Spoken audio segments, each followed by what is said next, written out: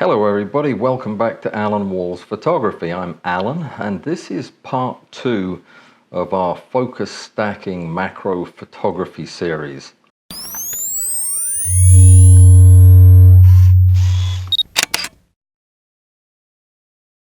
First of all, I'll just walk you through the basic equipment and give you a few pointers on some important numbers you need to know about.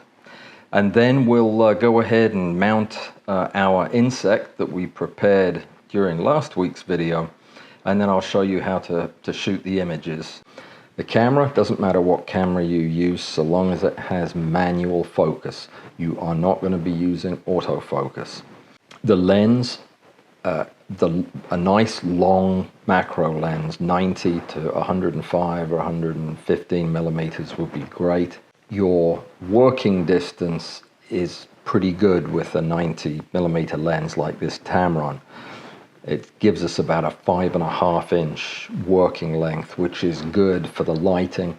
If you use a shorter focal distance on your lens, sometimes it's hard to get good lighting around it because the camera's in the way. So 90 is good.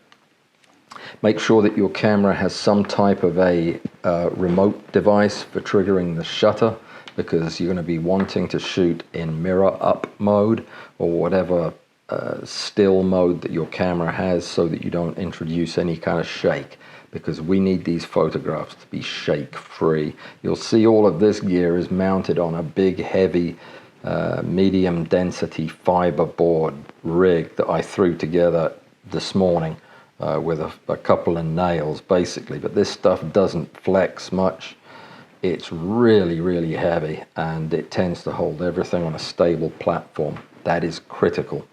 The staging platform you might recognize is a drill vice drill, I don't know, something like that. Something it's meant for holding things still while you use a drill press on them. Does that make any sense? All we're using it for is to hold a little wooden stick, perfectly vertical, and on the end of the wooden stick, super glued into a hole that I drilled in the end, is one of those black enamel pins I showed you last week when we were getting our victim ready to photograph. But the most important piece of gear on here is this focus rail down here, this thing. It is a very inexpensive piece of gear that has a mount on the top that you can bolt a camera to. I actually put a quick release plate on it so that I can take the camera on and off easily. But this thing will move in two directions. It'll move left or right, and it'll move front and back. We'll only be using it to move front and back, and we'll be using that instead of the focus ring on the camera. This rail it was from China. It is a piece of junk. It really is. But it only costs $10 or $15, and it works perfectly if you're careful. And I'll show you how to use it. I already mentioned that this particular lens has a working distance of 5.5 inches. When we're talking about focal distance, we're actually talking about distances between our point of interest, our specimen, and the focal plane of the sensor in the camera. But this formula that I'm showing you now explains how you can actually calculate the true working distance. The working distance being the distance in front of the front element of your lens and the front of your bug. If you're any closer than that, you can't focus. If you're any further than that, and as you get further away, you lose magnification. So ideally, to get the best magnification, you want to be at or close to the minimum focus distance, and that's how we've got this set up. I'm going to put some information up. It's going to show you a few equations, and I don't suggest that you learn these equations. In fact, there are several websites. My favorite is Photo Pills, and I'll put a link to them in the show notes, that does all of this work for you, and they have great calculators for depth of field, which is what we're getting ready to talk about. With this lens and this camera and this working distance, our depth of field at f22 is slightly less than a millimeter, 1 millimeter, 10 sheets of paper thick. which means if this thing is 2 or 3 centimeters long, and we're going to have to shoot at about 0.5 millimeter between shots in order to overlap between the focal plane on each subsequent shot, it means we may be shooting 40 or 60 or more photographs of this one insect. That's how many increments we're going to need to have. And while this is not the ideal way to do it, using a cheap manual rail like this, I have shot hundreds of very, very nice focus stacked shots using this rail and rails like it. It just means patience and a very delicate touch.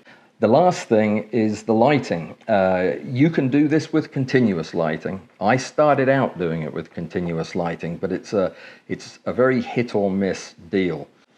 My preference for a setup like this is to use a fairly large general light source from above, and what I will use is an actual studio strobe with a large softbox.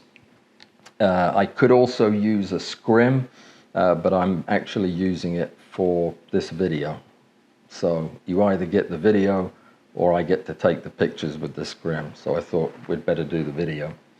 But with the softbox, we get a similar effect, and that gives a very diffuse, pleasant light that bathes most of the subject. And then I use speed lights, and I put a couple of these mini softbox diffusers on them. A key light from one side and more of a fill light from the other. You'll see, and experiment. Try different things. You may want to use just the speed lights and not mess with the softbox.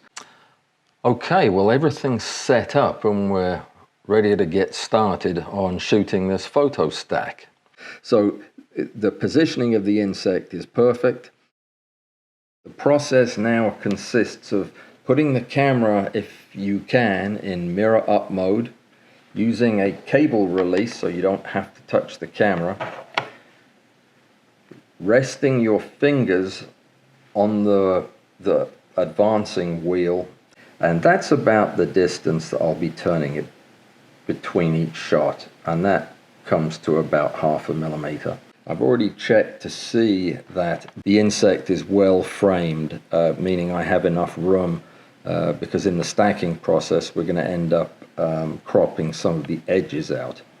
So what we'll do is we'll focus first on the closest part of the insect, which is actually the tip of the right antenna is the closest part to the camera. So with the first shot lined up, I will fire the shutter with the remote. Tiny bit overexposed, but nothing is blowing out there. And you can see that a large part of that is because of the white background that I'm using. But anyway, the next step is to advance. Actually, there we go, 0.5 millimeter. Wait for everything to calm down. And shoot the next picture. And so on. And you just do that 60 times. Each time, move another 0.5 millimeter. Check that everything's stopped moving. Fire the shot.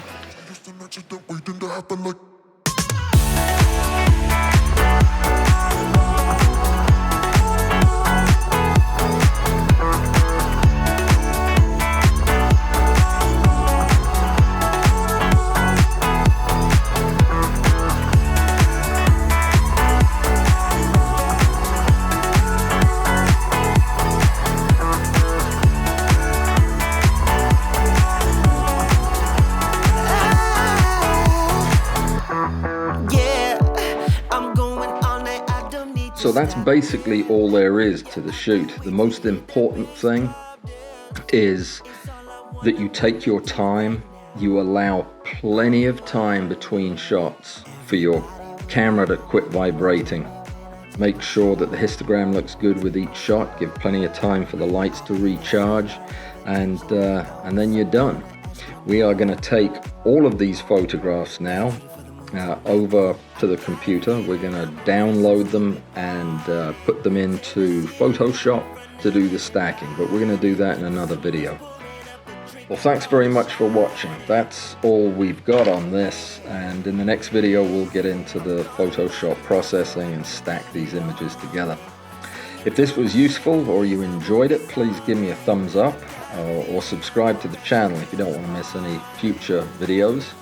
Go over to my website if you want to see more of this kind of stuff, alanwallsphotography.com.